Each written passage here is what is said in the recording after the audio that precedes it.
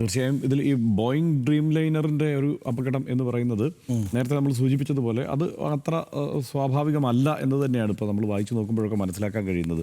പക്ഷേ ഇതിൽ ഇപ്പോൾ ഈ പറഞ്ഞുപോയ വിമാനാപകടങ്ങളിൽ മംഗളൂരു വിമാനാപകടം സനീഷ് റിപ്പോർട്ട് ചെയ്തിരുന്നു അല്ലേ? അതിൻ്റെ ഒരു ഭീകരത അവിടെ നിന്ന് കണ്ടു മനസ്സിലാക്കിയതുമാണ്. ഇതിപ്പോൾ വിമാനാപകടങ്ങളാണെന്ന് തോന്നുന്നു. സാധാരണഗതിയിൽ ഈ വാഹനങ്ങളിലെ യാത്രകൾ ഏറ്റവും സേഫ് ആയിട്ടുള്ളതെന്ന് ഞാൻ ശാസ്ത്രീയമായിട്ട് സുരക്ഷിതമായ യാത്രാ ഉപാധി എന്ന് പറയുന്നത് വിമാനത്തിലുള്ള യാത്ര തന്നെയാണ്. പക്ഷേ ഒരു അപകടം സംഭവിച്ചാൽ ഏറ്റവും നിസ്സഹായത ഉണ്ടാവുന്നതും വിമാനാപകടത്തിൽ തന്നെയാണ്. മുകളും താഴേക്ക് ഇതിപ്പോൾ ഈ വാർത്ത വന്നപ്പോൾ തന്നെ ആദ്യത്തെ ഓർമ്മ എനിക്ക് ഈ പറഞ്ഞ പോലെ മംഗലാപുരത്തെ ആ വിമാനാപകടമാണ്.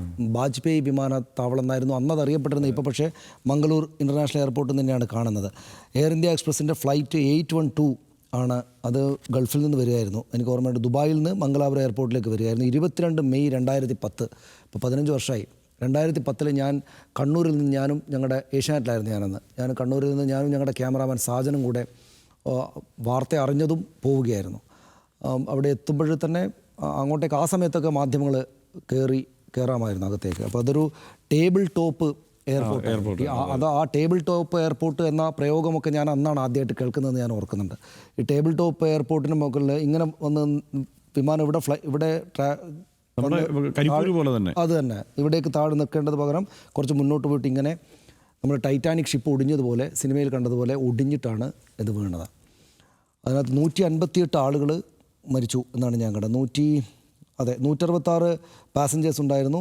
അതിൽ 158 പേര് മരിച്ചു. 152 പാസഞ്ചേഴ്സും 6 ക്രൂ മെമ്പേഴ്സും മരിച്ചു അന്ന്.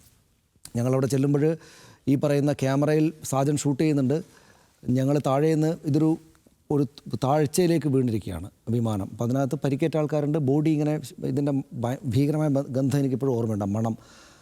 പക്ഷേ പോലീസും മറ്റ് ആളുകളെല്ലാം സ്ട്രെച്ചറിൽ കിടത്തിയും അല്ലാതെയും ഒക്കെ ഈ ആളുകളെന്ന് വെച്ചാൽ ബോഡിയാണ്, അതിൽ ശവശരീരങ്ങളാണ്, അതിനകത്ത് പൊക്കി മുകളിലേക്ക് വെക്കുകയാണ്. അപ്പോൾ ഈ മാധ്യമപ്രവർത്തനം നമ്മൾ റിപ്പോർട്ട് ചെയ്യാനാണ് പോകുന്നതെങ്കിൽ, ഞാൻ ടെലിവിഷനൊക്കെ കൊടുത്തുകൊണ്ടിരിക്കുന്നുണ്ട്, അതിനാണ് പോകുന്നതെങ്കിലും നമ്മുടെ കയ്യിലേക്ക് കൂടെ വരും താഴേക്ക് ഇറങ്ങുമ്പോൾ. അപ്പോൾ പലപ്പോഴായിട്ട് ഈ സ്ട്രെച്ചർ പിടിച്ച് മുകളിലേക്ക് കയറ്റുമ്പം ഈ തീ പിടിച്ച ചുരുണ്ട കൈയും കാലും ഒക്കെ പിടിച്ചതിൻ്റെ ഓർമ്മ എൻ്റെ കയ്യിൽ ഇപ്പോഴും ഉണ്ട്. ഇത്തരം വാർത്തകൾ എപ്പോഴും വരുമ്പോൾ ആ ഒരു ട്രോമാറ്റിക്കായുള്ള എക്സ്പീരിയൻസ് നമ്മുടെ മനസ്സിൽ നിന്ന് ഇങ്ങനെ വരും. അപ്പോൾ ഇത്രയും പേര് ഒന്നിച്ചു മരിക്കുമ്പോൾ മനുഷ്യ ജീവിതത്തിൻ്റെ നിസ്സഹായത ശരിക്കും ബോധ്യപ്പെടുന്നൊരു സന്ദർഭം കൂടിയായിരുന്നു അത്. ആദ്യത്തെ ദിവസം കഴിഞ്ഞതിന് ശേഷം രണ്ടാമത് ആശുപത്രിയിലും ഈ ബോഡികൾ എത്തിക്കുന്ന സ്ഥലത്തൊക്കെ ആയിരുന്നു ഞങ്ങളുടെ റിപ്പോർട്ടിങ്ങും ഒക്കെ ഉണ്ടായിരുന്നത്. ഒരുപാട് മാധ്യമങ്ങൾ അന്നുണ്ട്. ഈ പറയുന്ന അന്താരാഷ്ട്ര മാധ്യമങ്ങൾ, ദേശീയ മാധ്യമങ്ങളടക്കമുള്ള അവിടെയുണ്ട്. വലിയ ഈ തരത്തിലുള്ള അങ്ങേയറ്റം ദുഃഖകരമായ സീനാണ്. നാട്ടിൽ നിന്ന് എല്ലാവരും ഈ ഗൾഫിൽ നിന്ന് വരികയാണല്ലോ. അപ്പോൾ കണ്ണൂരിന് കോഴിക്കോട് ഭാഗത്തൊക്കെയുള്ള ആളുകൾ, കാസർഗോഡ്, കണ്ണൂർ, കോഴിക്കോട്, അവിടെ നിന്ന് ഗൾഫിൽ നിന്ന് വരുന്ന സാധാരണക്കാരായ മനുഷ്യർ വരുന്ന വിമാനമാണത്. മംഗലാപുരം അടുത്തുള്ള അതായതുകൊണ്ട് അവിടെ നിന്ന് പിന്നീട് യാത്ര ചെയ്ത് നാട്ടിലേക്ക് വരിക. പലരും എത്രയോ വർഷങ്ങൾക്ക് ശേഷം വരികയാണ്. അപ്പോൾ ഇവരുടെ വീടുകളിൽ അറിഞ്ഞിട്ട് ബന്ധുക്കൾ മൃതദേഹങ്ങൾ കൊണ്ടുവരാൻ വേണ്ടി വരുന്നു. മൃതദേഹങ്ങൾ തിരിച്ചറിയാൻ പറ്റുന്നില്ല. മനുഷ്യ ജീവിതം ഇങ്ങനെ ഒന്നിച്ച് ഇതുപോലുള്ള അപകടത്തിൽപ്പെട്ട് മരണങ്ങൾ ഉണ്ടാകുമ്പോൾ എത്രമാത്രം ട്രോമാറ്റിക് ആയിട്ടുള്ള എക്സ്പീരിയൻസ് ആണ് ജീവിച്ചിരിക്കുന്നവർക്ക് എന്നത് നേർക്കുനേർ കണ്ട ഒരു വലിയ സംഭവമായിട്ടാണ്. ഇപ്പോൾ പത്തനംതിട്ടയിൽ നമ്മൾ കണ്ട ദൃശ്യങ്ങളും അങ്ങനെയായിരുന്നല്ലോ. ഇപ്പോൾ സനീഷ്, ഇപ്പോൾ ഈ ജേക്കബ് കെ ഫിലിപ്പ് ഉണ്ടല്ലോ, മാധ്യമപ്രവർത്തകനാണ്, എഞ്ചിനീയറാണ്. ഇടയ്ക്ക് ഇത്തരം വിവരങ്ങൾ ഈ വ്യോമയാന മേഖലയുമായി ബന്ധപ്പെട്ടുള്ള കൗതുകകരമായ വിവരങ്ങളൊക്കെ സോഷ്യൽ മീഡിയയിൽ പങ്കുവെക്കാറുണ്ട്. ഒരു നിരീക്ഷകൻ തന്നെയാണ് ആ നിലയ്ക്ക് എന്ന് വേണമെങ്കിൽ പറയാം. അത് ഈ അപകടത്തെക്കുറിച്ച് ചില വിവരങ്ങൾ ഇപ്പോൾ പ്രാഥമികമായി കണ്ട് മനസ്സിലാക്കിയിട്ടില്ല, അതായത് ആ വിഷ്വലിൽ നിന്ന് മനസ്സിലാക്കിയത് എന്ന് അദ്ദേഹം നേരത്തെ തന്നെ കൃത്യമായി പറയുന്നുണ്ട്.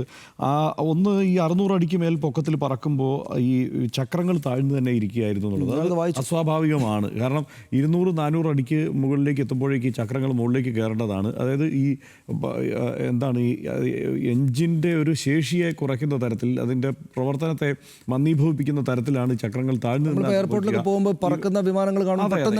200-400 അടിയിലേക്ക് പോകുമ്പോഴത്തേക്ക് ടയർ മുകളിലേക്ക് പൊങ്ങുകയാണ്. പക്ഷേ ഇത് പൊങ്ങിയിട്ടില്ല എന്നുള്ളതാണ് അദ്ദേഹം നോട്ട് ചെയ്ത ഒരു കാര്യം. അതുപോലെ തന്നെ ഈ ഫ്ലാപ്പുകളുണ്ടല്ലോ, ഈ ചിറകിന് മുകളിൽ ഇത് ലാൻഡിങ്ങിൻ്റെ സമയത്തൊക്കെ പ്രയോജനപ്പെടുത്തുന്നത് ഈ ഫ്ലാപ്പുകളാണല്ലോ. ഇതിനെ ഒരു ബ്രേക്ക് വേണമെങ്കിലോ അല്ലെങ്കിൽ ഇതിൻ്റെ ഗതി നിർണ്ണയത്തിനോ ഒക്കെ പ്രയോജനപ്പെടുത്തുന്ന സംഗതി.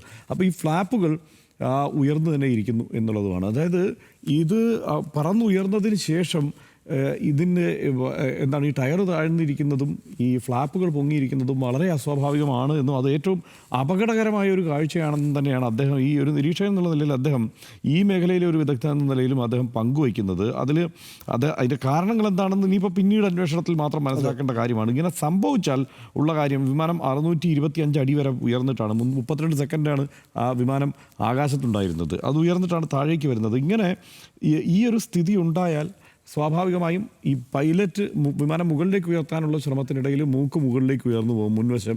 അപ്പോൾ പിന്നെ അത് ഏറ്റവും അപകടകരമായ ഒരു സാഹചര്യമാണ് യാത്രാ വിമാനത്തിൽ. അപ്പോൾ സ്റ്റാൾ എന്നുള്ള അവസ്ഥയിലാണ് ഈ വിമാനം പിന്നെ കല്ലുപോലെ താഴേക്ക് പതിക്കുമെന്നാണ് അദ്ദേഹം വിശദീകരിച്ചിരിക്കുന്നത്. സ്വാഭാവികമായും ആ ഒരൊറ്റ കാഴ്ചയിൽ അദ്ദേഹത്തിന് പറയുന്നുണ്ട്. അതായത് ഇത് വെച്ചിട്ട് എന്തെങ്കിലുമൊക്കെ ഒരു ജഡ്ജ്മെന്റിലൊന്നും നമുക്ക് എത്താനാവുന്ന നിലയല്ല. പക്ഷേ സ്വാഭാവികമായും ഈ സമയത്ത് ഈ അല്ലാത്ത ഈ എന്താണ് ഇതിനെക്കുറിച്ചൊരു ധാരണയില്ലാത്ത ആളുകൾ ഇങ്ങനെ ആവർത്തിച്ച് പറയുന്നതിനേക്കാൾ കൂടുതൽ കൃത്യമായ വിവരങ്ങൾ അദ്ദേഹത്തിന് നൽകാൻ കഴിയും.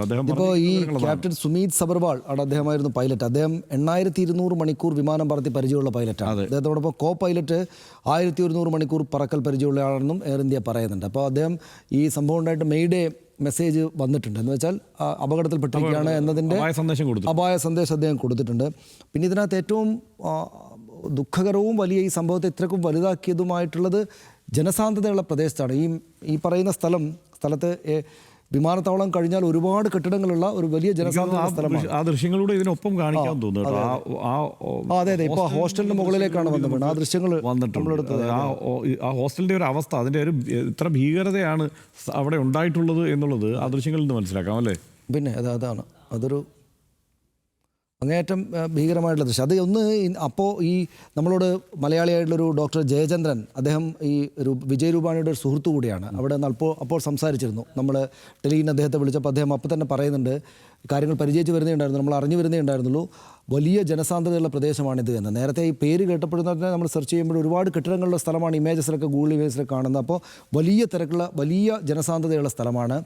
അതിന് മുകളിലേക്ക് ഇത് പൊങ്ങി നേരെ താഴേക്ക് വന്ന് വീണത് ഈ ആശുപത്രിയുടെ ക്യാൻറ്റീനിലേക്കാണ്. ഭക്ഷണം കഴിച്ചുകൊണ്ടിരിക്കെ എന്തൊരു ഭീകരമായിട്ടുള്ള സംഭവമായിരിക്കും അത്. ഞാൻ വിചാരിക്കുന്നത് അതിൽ നിന്ന് രക്ഷപ്പെട്ട വിദ്യാർത്ഥികളടക്കമുള്ള ആളുകൾക്ക് എന്തൊരു ഭീകരമായിട്ടുള്ള അനുഭവമായിരിക്കും. ഭാവി കാലത്തേക്ക് അവർ എങ്ങനെയായിരിക്കും ഓർക്കുക എന്നാൽ തന്നെ എനിക്ക് പേടിയാണ്. MBBSകാരാണ് അവർ ഈ ഷിഫ്റ്റ് ചേഞ്ച് ചെയ്യുന്ന സമയമായിരുന്നത് കൊണ്ട് തന്നെ ആളുകളും അവിടെ, അതുകൊണ്ട് ക്യാൻറ്റീനിൽ ആളുണ്ടായിരുന്നു. അതെ, അപ്പോൾ അതൊരു മേഘാനി നഗർ, അതാണ് സ്ഥലത്തിൻ്റെ പേര്. അപ്പോൾ അതൊരു വലിയ ഇതിൽ ഈ ഹരിയാനയിലെ ചാർഖി ദാദ്രി ഗ്രാമത്തിൽ 2 വിമാനങ്ങൾ തകർന്നു വീണുണ്ടായതാണ് അത്ര ഇന്ത്യയിൽ ഏറ്റവും ഏറെ പേർ കൊല്ലപ്പെട്ട വിമാന ദുരന്തം. അത് നമ്മൾ നേരത്തെ ആ സ്റ്റോറിയിൽ പറഞ്ഞു.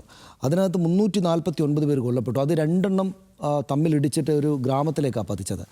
ഇത് ഒരു നഗരത്തിന് നടുവിലേക്കങ്ങ് ഈ വിമാനം വന്നങ്ങ് വീഴുകയാണെന്നുള്ളത് അങ്ങേയറ്റം ഈ ദുരന്തത്തിൻ്റെ വലുപ്പം കൂട്ടുന്നു എന്നതാണ്. ഇതിപ്പോൾ കാരണങ്ങളാണ് ഏറ്റവും പ്രധാനമായിട്ടുള്ള ഇനി അങ്ങോട്ട് നാളെയും അടുത്ത ദിവസങ്ങളിലൊക്കെ നമ്മൾ വാർത്തയായിട്ട് അറിയുക. ഈ വിദഗ്ധരൊക്കെ അതേക്കുറിച്ചുള്ളൊരു പരിശോധനയായിരിക്കുമല്ലോ നടത്തുക. പക്ഷേ കാരണങ്ങൾ സംബന്ധിച്ച് ഈ പറയുന്ന പോലെ എളുപ്പത്തിൽ എത്തിച്ചേരാവുന്ന നിഗമനങ്ങൾ ഉണ്ടാവുകയില്ല. ഇത്തരം സംഭവങ്ങൾ ഉണ്ടായാൽ വളരെ സങ്കീർണമായ പ്രോസസ്സിലൂടെയൊക്കെ പോയിട്ട് തന്നെ അവർ അതിൻ്റെ ഒരു കൺക്ലൂഷനിലേക്ക് എത്താറുള്ളൂ എന്നാണ് തോന്നുന്നത്. ഈ ഘട്ടത്തിൽ പക്ഷേ അതേക്കാളൊക്കെ പ്രധാനം ഇത്രയും വലിയ മനുഷ്യരുടെ നഷ്ടം. അത് ഞാനിപ്പോൾ വായിച്ച 1-2 ആർട്ടിക്കിളിൽ കണ്ടത് ഈ ഗുജറാത്തികളായിട്ടുള്ള ആളുകൾ ഏറ്റവും കൂടുതലുള്ള സ്ഥലമാണത്രേ UK.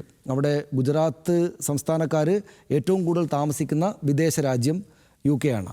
അപ്പോൾ അതുകൊണ്ട് തന്നെയാണ് ഈ വിമാനം ഇങ്ങനെ നിരന്തരമായിട്ട് അവിടെ നിന്ന് അങ്ങോട്ട് സർവീസ് നടത്തിക്കൊണ്ടേയിരുന്നത്. ഇവരുടെ വളരെ പ്രിയപ്പെട്ടൊരു വിമാനമാണ് എന്ന്. അപ്പോൾ ഒരുപാട് ആളുകൾ, വിദേശ രാജ്യത്തുള്ള ആളുകളൊക്കെ തന്നെ ഈ പറയുന്ന മരണത്തിന് കീഴടങ്ങിയിട്ടുണ്ട്.